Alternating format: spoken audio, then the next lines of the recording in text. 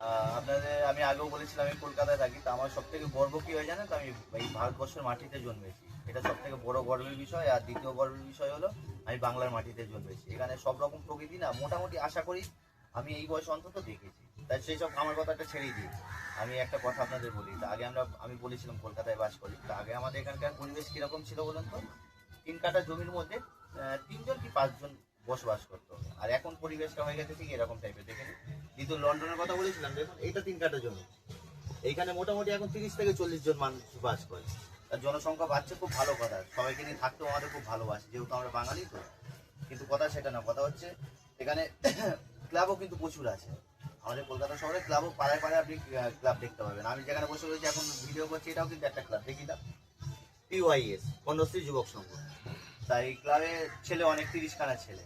কথা সেটা না, কথা হচ্ছে এটা রাত্রিবেলা এত যখন বাড়ির সংখ্যা বেড়েছে, বয়স্ক মানুষ কিন্তু অনেকের বাড়িতে আছে। রাত্রিবেলা সুবিধা অসুবিধা হলে কিন্তু যাদের থাকে একমাত্র তারাই বলতে পারবে যে সুবিধাটা কি আর অসুবিধাটা কি। সেটা আমি বলতে পারবো না। যদি আমার হয়ে থাকে আমি তাহলে বলতে পারবো। তা আমার কথা ছেড়েই দিন। কথা হলো এটাই, রাত্রিবেলা শরীর খারাপ হলে কিন্তু অ্যাম্বুলেন্সের প্রয়োজন। এই ক্লাবের ৩০খানা ছেলে রয়েছে। ৩০খানা ছেলে যখন ইন্ডিয়ার খেলা হচ্ছে, ইন্ডিয়া জিতছে, তখন ফ্ল্যাগ নিয়ে নাচানাচি করতে করতে বাইকে করে ঘুরছে, বুঝেছেন? আমিও ঘুরছি তার সঙ্গে, আমি বাদ নেই। আমি যে বলবো আমি বাদ, একদম না, আমিও রয়েছি। ৩০খানা ছেলে তো দায়িত্ব রয়েছে, যেখানে যদি একটা অ্যাম্বুলেন্স থাকে রাত্রিবেলা কারোর কিছু অসুবিধা হলে ওনাকে নিয়ে হাসপাতালটুকু পৌঁছে দেওয়া যায়। দেখুন, মৃত্যু মানুষের কিন্তু অনিবার্য, এই কেউ খনন করতে পারবে না।